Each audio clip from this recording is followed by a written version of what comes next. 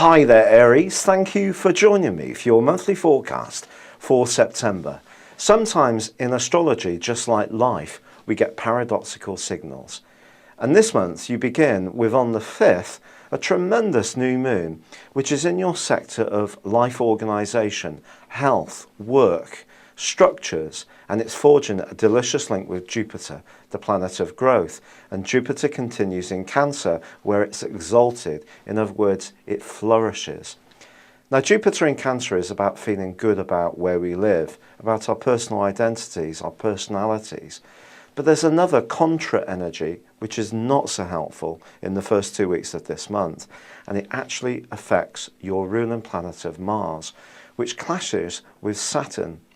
This starts on the 3rd, goes on to the 15th, and I do think if you're trying to be creative in any way, then things may not be quite so simple when it comes to getting the recognition you require, particularly in terms of money.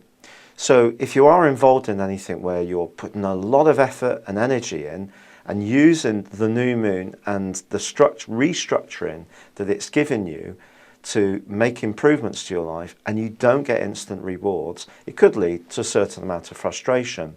And if we look at things in a very simplistic way, we think, yeah, that Jupiter new moon is going to mean that everything in your astral garden is going to come up roses, but it just isn't that simple. But what can help you enormously is that Mercury moves at the end of week 1 into your sector of relating. And as much as things have been a bit brittle and maybe even tense in terms of your own physical system, your nervous system, or your relationship with others, once it moves into Libra, it's going to get easier to actually hear how other people feel. But of course then it's going to go opposite Uranus, which is contained in your sign. And Uranus is also going to be continuing its broad square with Pluto for the whole of this month.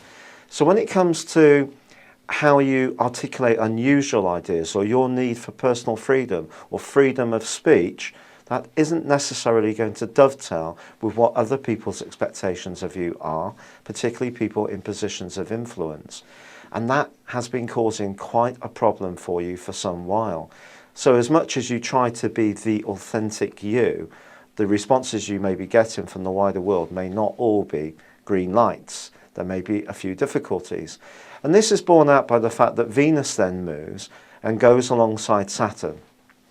And if you're involved in any kind of long-term funding situation, a business enterprise or a partnership, or you're in a relationship where you and yours have very different values to how you spend money or flex the plastic, that could be a crucial period.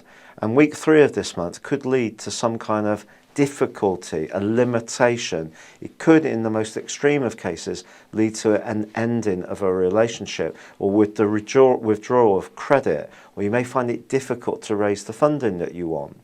But everything in life goes in patterns and cycles, especially in astrology.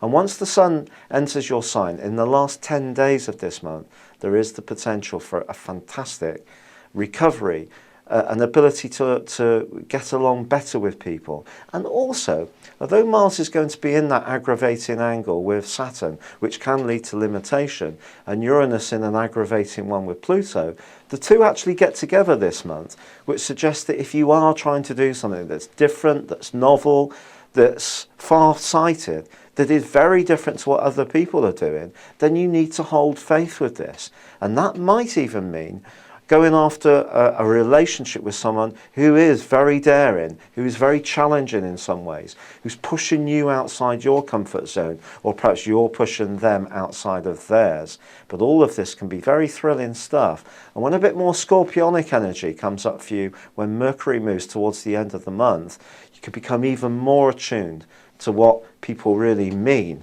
not what they say. Thank you for joining me. Good luck. And goodbye for now.